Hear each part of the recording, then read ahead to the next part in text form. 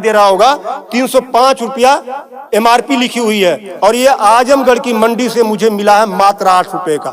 कितना percent commission आप खा रहे हो? ये ऐसा क्यों है? इस पे भी चर्चा होती है। ये देखिए आईबी सेट है जिसके माध्यम से ग्लूकोज ब्लड वगैरह चढ़ता है शरीर में, इसे कहते हैं आईबी सेट। इस पे जो एमआरपी लिखी हुई है वो 198 और यहाँ आप देख सकते हैं 198 रुपए की ये आईबी सेट मुझे पड़ी है मात्र 12 रुपए की। फिक्स्टर वीगो सेट लगाने के बाद जो उस पर टेप लगाया जाता है यह मुझे पड़ी है 6 से 7 रुपए की और इस पे एमआरपी 71 रुपया 50 पैसा। यहां भी आप देख सकते हैं। मैं इसलिए आपके बीच आया हूं। इसी प्रकार से बहुत सारे हजारों 2-3 हजार दवाएं ऐसी हैं जो 100 रुपए की दवा है 3000 की बिकती है। बाइकिल धागा जब आपका ऑपरेशन होता है जिससे आपका सिला जाता है वह 150 रुपए का आता है, उसकी एमआरपी 1045 रुपया आप यहां देख सकते हैं। उसी प्रकार से लंग एक्सरसाइजर 150 रुपए का आता है जिसका प्रिंट रेट है 690 रुपया। बुखार में जो पैरासीटामॉल की जो बोतल आती छोटी सी वह 50 रुपए की आती है और उसकी एमआरपी यहां आप देखें एमआरपी 522 रुपया है। कमर की बेल्ट जो 100 रुपए की आती है उसे 500, 600, 700 रुपया प्रिंट।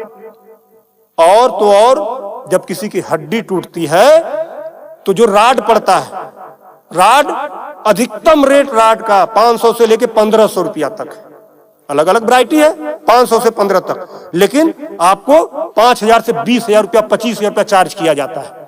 आपके दिमाग में आ रहा होगा कि अरे भाई डॉक्टर लगा रहे हैं तो उसको देखिए। डॉक्टर जब आप अस्पताल में भर्ती होते हैं तो बेड चार्ज अलग, नर्सिंग चार्ज अलग, जांच की फीसें अलग, वो सब चीजें करने के बाद 1500 रुपए की चीज खरीद कर आप 20-20 हजार का बेच रहे हो। तब मैं आपके बीच कहने आया हूं कि साथियों उसी प्रकार से बहुत सारी दवाई हैं। 100 रुपए की दवा, एक दवा मैं देखा ला नहीं पाया उसको, 100 रुपए की दवा उसकी एमआरपी 2000 रुपया लिखी हुई थी। हजारों दवाइयां हैं आपके साथ, आपको लूटने का काम कर रहा है। मुद्दा ये नहीं है, मुद्दा ये नहीं है कि इस पे 305 का प्रिंट छपा हुआ है। मुद्दा ये है कि इसे छपने किसने दिया? जिसे हमने चुनकर भेजा क्या वो दलाली खा रहा है, कमीशन खा रहा है?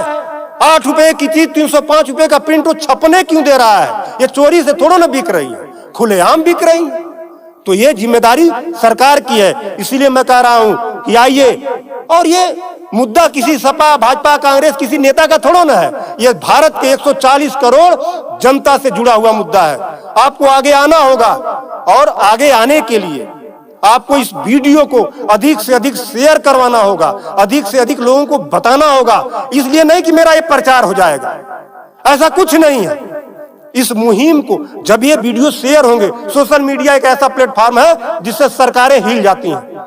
आज मैं इस चीज को लेकर आया हूं, यह जनता से जुड़ा हुआ मुद्दा है। जब आप मेरी इस बात को, जनता की इस आवाज को अपने इलेक्ट्रॉनिक गैजेट्स के माध्यम से आगे बढ़ाने का काम करेंगे, निश्चित रूप से सरकारें डरेंगी। और मैं तो कहता हूं सरकारों को जनता से डरना चाहिए, जनता को सरकारों से नहीं डरना चाहिए। तब मैं आपके बीच कहने आया हूं कि आइए मेरी इस मुहिम को आगे बढ़ाएं। कि बात 305 रुपए की नहीं है, बात उस गरीब की है, उस रिक्शा चालक की है जो दिन भर में 450 से लेकर 500 तक की मजदूरी पाता है। अगर उसकी तबीयत खराब हुई, वो बेहोश हो गया, उसके घर वाले किसी उसको अस्पताल लेकर जाते हैं तो 305 रुपया वो अस्पताल केवल वीगो का चार्ज कर लेगा, फिक्स्टर का 71 रुपया चार्ज कर लेगा और आईबी सेट का चार्ज कर लेगा।